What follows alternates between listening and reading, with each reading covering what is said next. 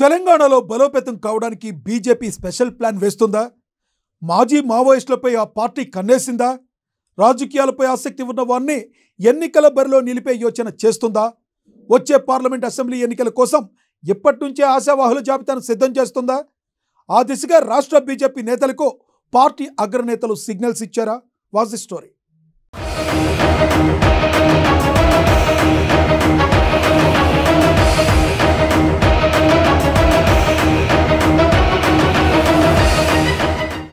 మావోయిస్టుల అంతం కోసం కేంద్రంలోని బీజేపీ సర్కార్ తీవ్ర ప్రయత్నాలు చేస్తుంది. దాదాపుగా ఛత్తీస్గఢ్ మొత్తాన్ని మోడీ ప్రభుత్వం జల్లెడ పట్టేసింది.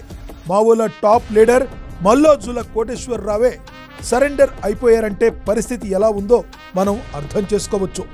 ఆ స్థాయిలో మావోయిస్టులంతా లొంగిపోతున్నారు.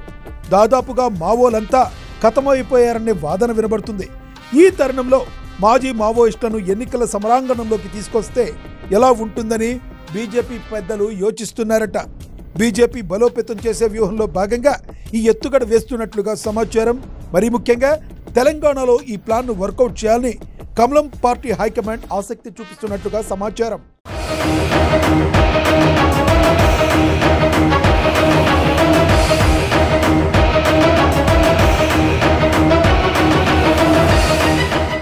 తెలంగాణలో మాజీ మావోయిస్టులు చాలా మందే ఉన్నారు.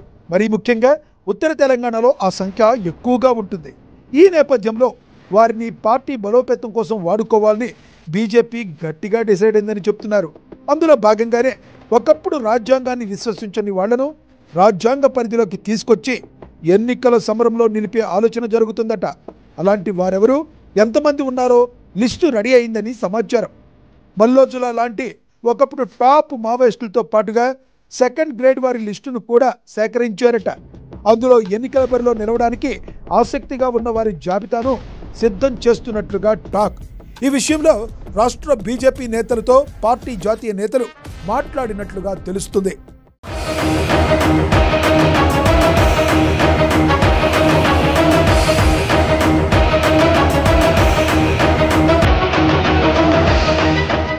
మాజీ మావోయిస్టుల పట్ల ప్రజల్లో కొంత సానుభూతి ఉంటుందన్న మాట వాస్తవం. జనం కోసం ఉద్యమం చేశారన్న పేరుంటుంది. తుపాకులు వదిలి జనజీవన స్రవంతిలో కలిసిన అలాంటి వారిని బీజేపీ కోసం ఎందుకు వాడుకోకూడదన్నది ఆ పార్టీ ఆలోచనగా తెలుస్తుంది. ఎందుకంటే కమలం పార్టీకి రాష్ట్రంలో 8 మంది ఎంపీలు, 8 మంది ఎమ్మెల్యేలు ఉన్నప్పటికీ ఇప్పటికీ చాలా నియోజకవర్గాల్లో నేతల కరువు ఉంది. కొన్ని చోట్ల పోటీ చేయడానికి గట్టి నాయకులే లేరు. కాబట్టి ప్రజల్లో కొంత మంచి పేరున్న వారిని ఎన్నికల బరిలో నిలిపే ఆలోచన జరుగుతుందని చెబుతున్నారు. వచ్చే అసెంబ్లీ పార్లమెంట్ ఎన్నికల్లో టికెట్లు ఇచ్చేందుకు కూడా సుముఖంగా ఉన్నట్లుగా సమాచారం. అంతేకాదు అవసరమైతే స్థానిక ఎన్నికల్లోనూ ఈ వ్యూహాన్ని అమలు చేసే అవకాశం ఉన్నట్లుగా తెలుస్తుంది.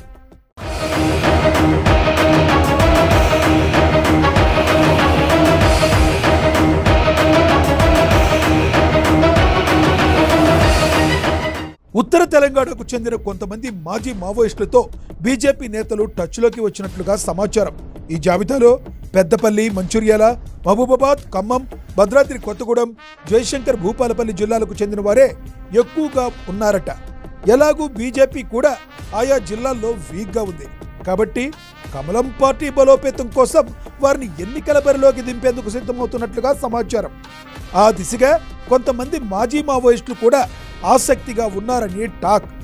ఆయా జిల్లాల్లోని నేతలు, కేడర్కు కూడా ఈ ప్లాన్ ఎంతో నచ్చిందన్న ప్రచారం జరుగుతుంది.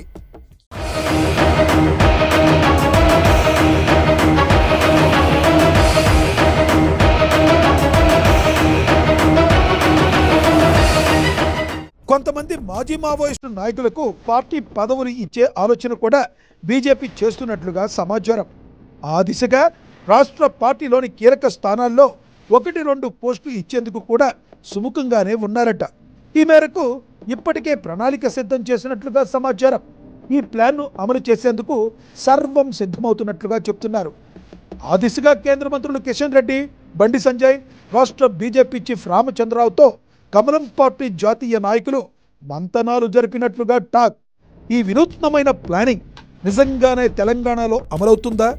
ఒకవేళ అమలైతే బీజేపీకి ఏ మేరకు కలిసి వస్తుంది అన్నది వేచి చూడాలి మరి.